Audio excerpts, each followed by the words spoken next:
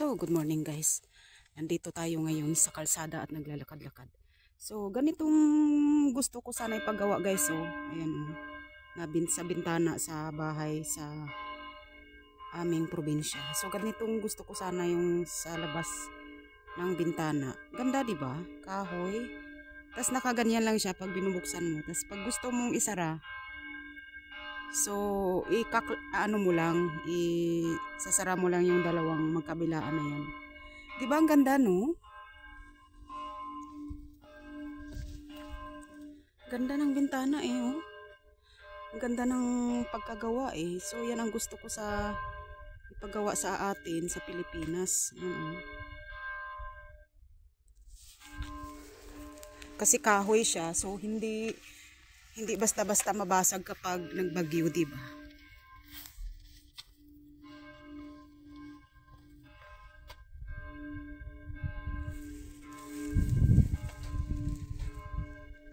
Ganda naman dito.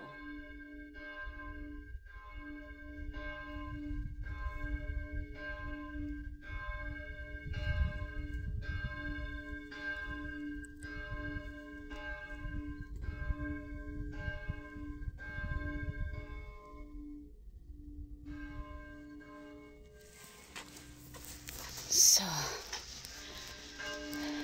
alas 12 na ngayon guys ng tanghali. Kumuha lang kasi ako sa post office ng dinatnan ako ng sulat. So kinuha ko lang sa post office kaya nandito tayo naglalakad.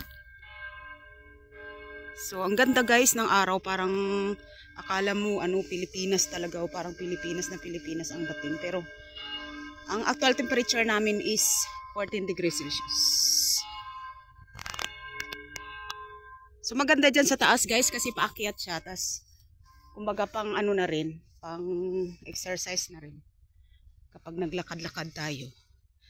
Kaya kasi kanina napakain ako ng marami kanin, tapos ulam ko itlog tsaka pritong hiniwang maliliit na manok. So yun yung ulam ko. At kahapon naman ang inulam namin is, ano ba inulam namin kahapon? Kahapon pala, ang kinain ko is 2 hiwang pizza. Kasi bumili yung 2 ng pizza, so nakikain na lang din ako. So dito guys, kapag summer, pwede ditong kumain. Ayan. Yan, restaurant ito eh. Kasi ngayon, winter. So hindi ko alam kung bukas sila ngayon. Pero ito sa labas, pwede dito mag-relax-relax at saka kumain. Yan. Basta magdala lang kayo siyempre ng budget para meron kayong pambayad. So ayun, restaurant. Ay, bukas sila oh. Meron din. Open sila eh. Aha, okay. Open pala ito. Hindi pa kasi kami nakakakain dito ng anak ko dahil cute-cute ng display nila. Yan. Cute ng display. Yeah, diba? Mag-asawa. Buti pa siya may jowa, ako wala. Buti pa yung pang display may jowa. Ganda, diba? Ganda ng pang nila eh, yung kulay. So, ibig sabihin ng willkommen ay welcome. So, ito, tingnan natin yung kanilang menu. Ayan ang kanilang menu.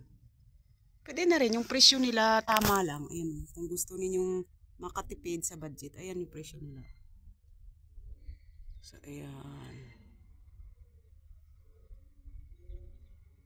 Screenshot nyo na guys. Ayan yung tamang-tama na presyo dito sa Austria.